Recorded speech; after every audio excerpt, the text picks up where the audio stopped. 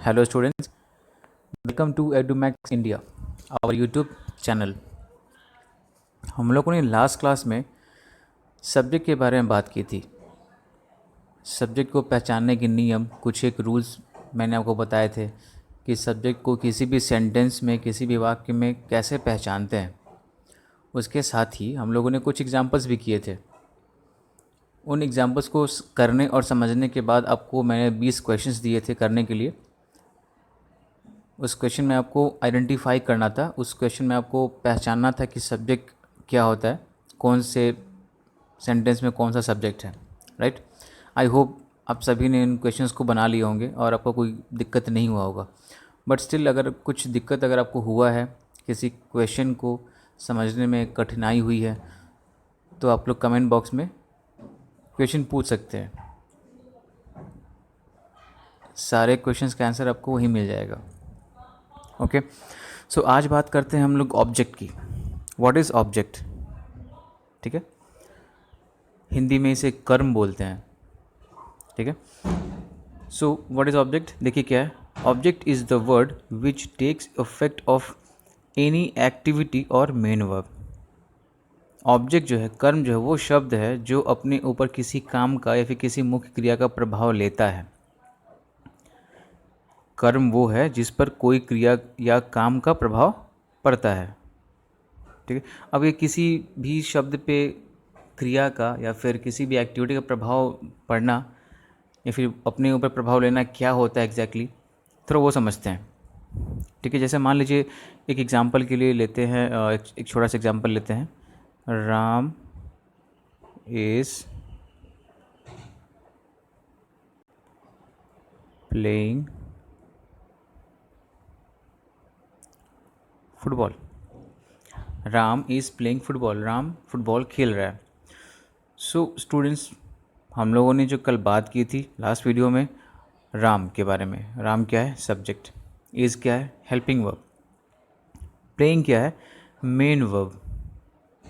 क्या है ये? मेन वर्ब, मुख्य क्रिया जिसमें किसी चीज़ का होने का बोध हो रहा है, वो क्या हो जाता है? Main verb. एक्टिविटी, कोई काम। ठीक है, फुटबॉल, ये क्या हो गया? ये एक ऑब्जेक्ट है। हम लोग आज इसी की बात करेंगे कि ऑब्जेक्ट होता क्या है, किसी भी शब्द पे किसी क्रिया का प्रभाव पड़ना या फिर अपने ऊपर प्रभाव लेना क्या होता है। ध्यान से समझिएगा। जैसे मान लीजिए मैंने बोला कि Ram is playing football, Ram football खेल रहा है। तो जो खेलने का जो काम हो रहा है, प्लेइंग, क्या है ये? Main verb. जो खेलने का जो काम हो रहा है, किस पे हो रहा है? वो फुटबॉल पे हो रहा है। फुटबॉल अपने ऊपर प्रभाव ले रहा है, खेलने का एक एक्टिविटी है ना, तो उस एक्टिविटी का प्रभाव अपने ऊपर ले रहा है। ठीक है, तो बोलने का मतलब ये है कि कोई भी मेन वर्ब का प्रभाव अगर किसी शब्द पे पड़ता है तो वो शब्द क्या कहलाता है? ऑब्जेक्ट या फिर कर्म कहलाता है, राइट। मतलब फुटबॉल अपने ऊपर प्रभाव ले रहा है किसी काम को होने का। कौन से काम को होने का? प्लेइंग। प्लेइंग एक वर्ब है, उसी काम को होने का अपने ऊपर प्रभाव लेता है। सिंपल है, समझ में आ गया होगा। ठीक है, अभी क्या है ना कि हम लोग एक चीज़ समझेंगे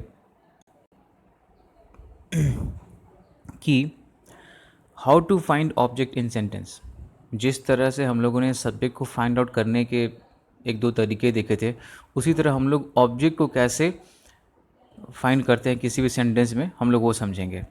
ओके, तो सबसे पहले हम लोग स्टार्ट करते हैं कि एक सेंटेंस लेते हैं, तब आपको क्लियर हो जाएगा। सबसे फर्स्ट सेंटेंस देखिए क्या है। मान लीजिए मैंने इसका एग्जाम्पल लिया, Kangana is singing a song. ये एक एग्जाम्पल है। अब इसमें फाइंड करना होगा कि कौन सा इसमें ऑब्जेक्ट है, और सबसे पहली बात कि ऑब्जेक्ट कितने टाइप के होते हैं। ऑब्जेक्ट जो कर्म है कितने टाइप के होते हैं। तो फर्स्ट क्या है? Direct object. दूसरा क्या है? Indirect object. ठीक है, सो हम लोग को ये समझना होगा इंडिविजुअली, अलग अलग, कि भाई हम लोग किसी भी सेंटेंस में डायरेक्ट कैसे फाइंड करेंगे और इनडायरेक्ट कैसे फाइंड करेंगे। ठीक है, तो एक सिंपलेस्ट सेंटेंस जैसा कि मैंने यहाँ पर लिखा हुआ है, Kangana is singing a song.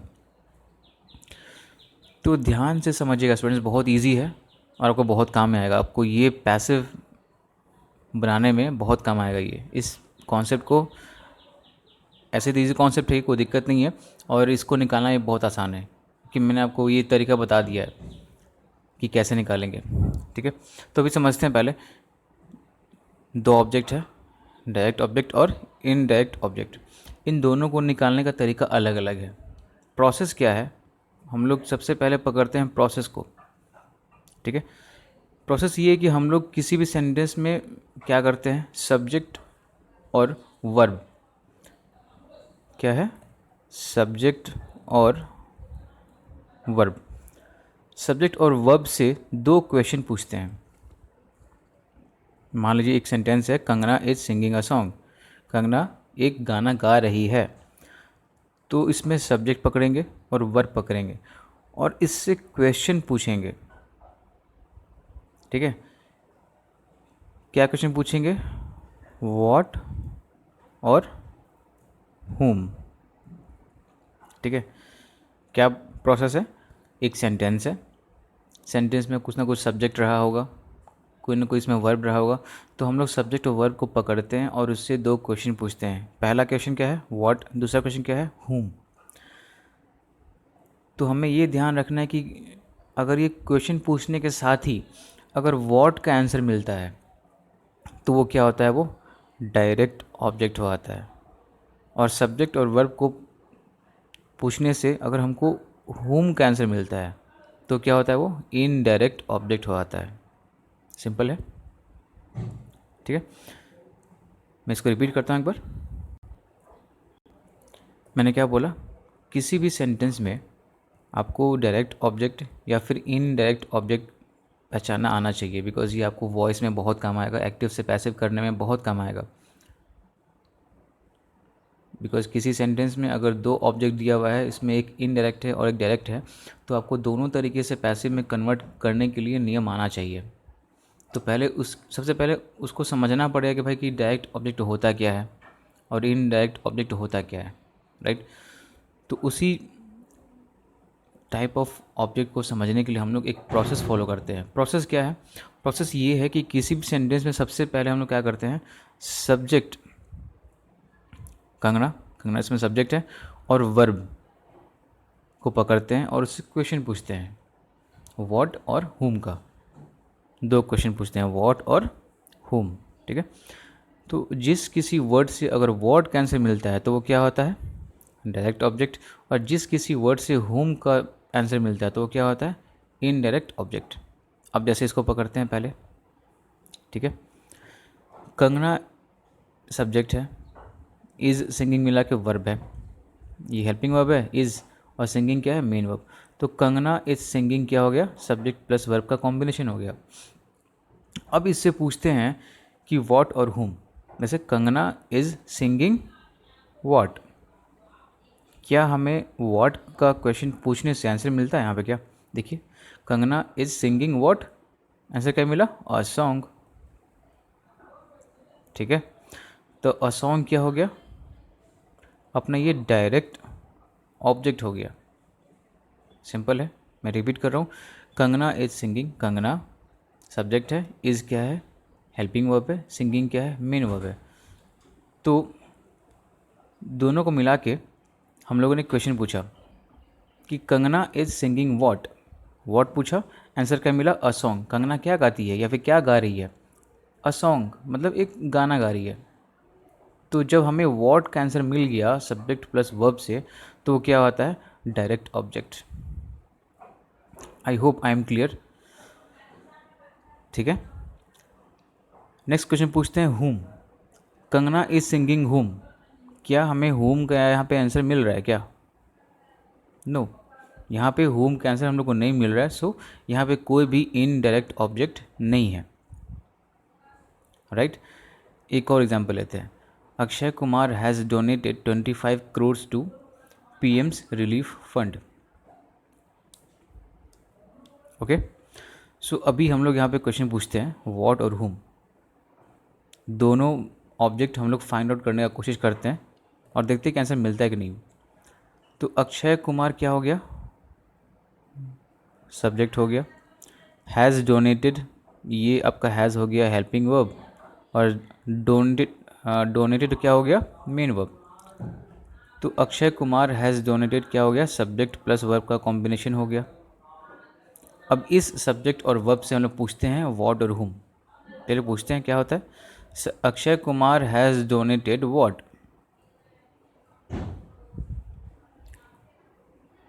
Akshay Kumar ने क्या डोनेट किया, 25 करोर्स, है ना। ये क्या हो गया अपना डायरेक्ट ऑब्जेक्ट, बिकॉज ये व्हाट कैंसिल कर दे रहा है। अब इसे पूछते हैं हुम। अक्षय कुमार हैज़ डोनेटेड हुम, किसको डोनेट किया, पीएम्स रिलीफ फंड को डोनेट किया। तो पीएम्स रिलीफ फंड क्या हो गया, आपका इनडायरेक्ट ऑब्जेक्ट हो गया। आई थिंक आपको ये समझ में आ गया होगा, बहुत इजी है, ठीक है। तो हमें कुछ नहीं करना, बस एक प्रोसेस फॉलो करना है। किसी भी सेंटेंस में सब्जेक्ट प्लस वर्ब से क्वेश्चन पूछना है। क्या पूछना है, व्हाट और हुम का। जिस किसी शब्द से व्हाट कैंसिल मिल जाए वो क्या हो गया, डायरेक्ट ऑब्जेक्ट, और जिस किसी शब्द से हुम कैंसिल मिलता है तो वो क्या होता है, इनडायरेक्ट ऑब्जेक्ट। ईजी है, राइट। अभी देखते हैं आगे, कुछ एक और एग्जांपल लेते हैं।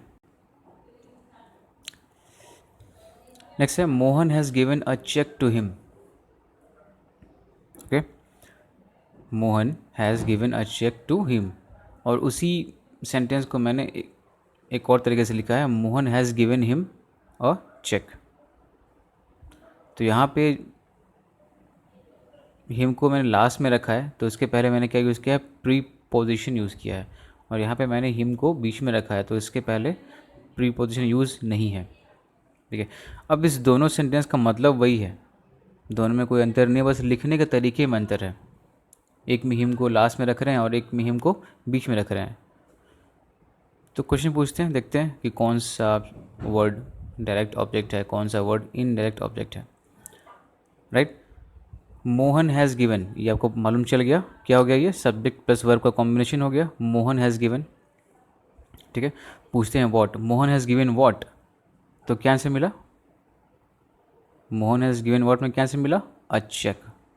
ये जो अ चेक है वो क्या हो गया आपका direct object. Mohan has given हुम, किसको दिया, टू हिम, तो हिम क्या हो गया, इनडायरेक्ट ऑब्जेक्ट हो गया, सिंपल। यहाँ भी सेम ही आंसर आएगा, बट लिखने के तरीके में अंतर है, राइट। यहाँ पे मैंने इनडायरेक्ट ऑब्जेक्ट हिम को हम लोगों ने बीच में रखा है, यहाँ पे लास्ट में रखा है। तो ये चीज़ें आपको वॉइस में क्लियर होंगी, और इसका पैसिव कैसे बनेगा दोनों का तरीका अलग अलग है। तो अभी इस पे प्रेशर मत डालिए, अभी बस ये समझते हैं कि ऑब्जेक्ट का टाइप हम लोग कैसे फाइंड आउट करते हैं, सिंपल। ओके, चलिए नेक्स्ट क्वेश्चन देखते हैं। नेक्स्ट क्वेश्चन क्या है, student success centre has provided books to students, ठीक है। तो सब्जेक्ट प्लस वर्ब का कॉम्बिनेशन क्या हुआ, स्टूडेंट्स। स्टूडेंट सक्सेस सेंटर क्या हो गया, एक संस्थान है, ठीक है। फिर हैज़ प्रोवाइडेड, ये क्या हो गया, वर्ब हो गया। तो यहाँ से यहाँ तक सब्जेक्ट प्लस वर्ब हो गया, student success centre has provided क्या हो गया, सब्जेक्ट प्लस वर्ब। अब पूछते हैं इससे व्हाट, क्या दिया, बुक्स दिया, क्या हो गया ये, डीओ मतलब डायरेक्ट ऑब्जेक्ट। किसको दिया, टू स्टूडेंट्स को, मतलब किसको दिया, स्टूडेंट्स को दिया, ये क्या हो गया, इनडायरेक्ट ऑब्जेक्ट, ठीक है। Next, Kamlesh is planning, Kamlesh is planning subject plus verb का कॉम्बिनेशन हो गया, व्हाट और हुम। पूछते हैं उससे, तो Kamlesh is planning what, to go for a vacation, right. तो क्या हमें यहाँ पे व्हाट का आंसर मिल रहा है, ये बता रहा है कि वैकेशन के लिए जा रहा है, ठीक है। अगर यहाँ पे लिखता Kamlesh is planning a vacation, तब यहाँ पे व्हाट का आंसर मिलता, बट यहाँ पे क्या लिखा हुआ है, ये Kamlesh is planning to go for a vacation. तो यहाँ पे जो टू गो है वो इन्फिनेटिव है, इट्स नॉट ऑब्जेक्ट, ठीक है। तो यहाँ पे हमें व्हाट का आंसर नहीं मिल रहा है। अब पूछते हैं कमलेश इज़ प्लानिंग होम, किसको प्लान कर रहा है? किसी को प्लान नहीं कर रहा है, ये तो बस बता रहा है कि वैकेशन के लिए जाने का प्लान कर रहा है। तो यहाँ पर टू गो तो ऑब्जेक्ट हो नहीं सकता, ये इन्फिनेटिव है। तो ज़रूरी नहीं है कि हर एक में हमें ऑब्जेक्ट मिल ही जाए, हमें बस सीधा सीधा ढूंढना है कि वॉट का आंसर मिल रहा है कि नहीं, होम का आंसर मिल रहा है कि नहीं। वॉट का आंसर मिलता है तो वो डायरेक्ट ऑब्जेक्ट, अगर होम का आंसर मिलता है तो वो indirect object, simple. Subhash is a very intelligent student. अब यहाँ पे तो मेन वर्ब है ही नहीं, ठीक है। क्या यहाँ पे मेन वर्ब है? नहीं है। इसे बोलते हैं हेल्पिंग वर्ब अलोन सेंटेंस। हम लोग जब सेंटेंस स्टार्ट करेंगे तब बात करेंगे कि what is helping verb alone sentence. ऐसे सेंटेंस जिसमें सिर्फ हेल्पिंग वर्ब के दम पे सेंटेंस बनाया गया हो, उसे क्या बोलते हैं? Helping verb alone sentence.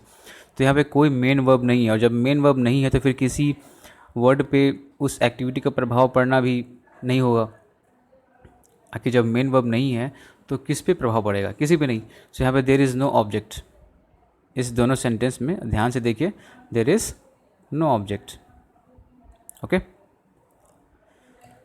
तो ये चीज़ आपको हमेशा ध्यान में रखना है कि ज़रूरी नहीं है कि आपको ऑब्जेक्ट किसी भी सेंटेंस में मिल ही जाए। आपको हमेशा अपना प्रोसेस फॉलो करना है। प्रोसेस आपको मैंने बता दिया है, मैं रिपीट कर रहा हूँ। सब्जेक्ट प्लस वर्ब को ढूंढना है, उसको पकड़ना है, उससे क्वेश्चन पूछना है कि व्हाट इज़, ठीक है, मतलब या फिर व्हाट का आंसर या फिर हुम का आंसर। व्हाट का आंसर मिलता है तो फिर वो होता है क्या? Direct object. और हुम का आंसर मिलता है तो क्या होता है? वो इनडायरेक्ट ऑब्जेक्ट। अगर आंसर नहीं मिल रहा है तो कोई दिक्कत नहीं है, there is no object in the sentence. घबराने की ज़रूरत नहीं है। ऐसा नहीं है कि बिना ऑब्जेक्ट के सेंटेंस नहीं बनता, बनता है। करेक्ट। अभी आपके लिए कुछ क्वेश्चन है, इन क्वेश्चंस को आप नोट कर लीजिए। वीडियो को पॉज करके सारे क्वेश्चंस, 4 क्वेश्चंस है, आप इसको नोट कर लीजिए और इसका सॉल्यूशन फाइंड कीजिए। क्या पूछ रहा है? Identify subject and object. आपको सब्जेक्ट और ऑब्जेक्ट फाइंड आउट करना है इन चारों सेंटेंसेस में। आई होप आपको दिक्कत नहीं होगा, आपको ऑब्जेक्ट क्लियर हो गया होगा, ठीक है। और इन चारों का सॉल्यूशन आप कर लेंगे, और फिर भी अगर दिक्कत हो तो कमेंट बॉक्स में आपको मैसेज करना है, राइट। सो वीडियो को शुरू से अंत तक देखने के लिए बहुत बहुत धन्यवाद। आपको ये समझ में आ गया होगा शायद, राइट। स्टूडेंट्स, आप लोग वीडियोस को देखिए, इस पर कमेंट कीजिए, लाइक कीजिए, शेयर कीजिए और सब्सक्राइब भी कीजिए, ताकि ज़्यादा से ज़्यादा लोगों को इसका फ़ायदा पहुंच सके। मैं बहुत ही बेसिक से लेके चल रहा हूँ। ये ट्रांसलेशन से पहले कुछ यूज़ होने वाले बहुत ही कॉमन टॉपिक्स हैं जो आपको हर बार काम आएंगे ये, इसलिए मैं इन टॉपिक्स को पहले कर दे रहा हूँ ताकि बीच में कोई कन्फ्यूज़न ना रह जाए, राइट। तो चलिए अभी मैं आपसे लेता हूँ अलविदा। मिलते हैं नेक्स्ट वीडियो में। नेक्स्ट वीडियो में आपको जेंडर डिस्कस किया जाएगा। ओके, चलिए तब तक के लिए धन्यवाद।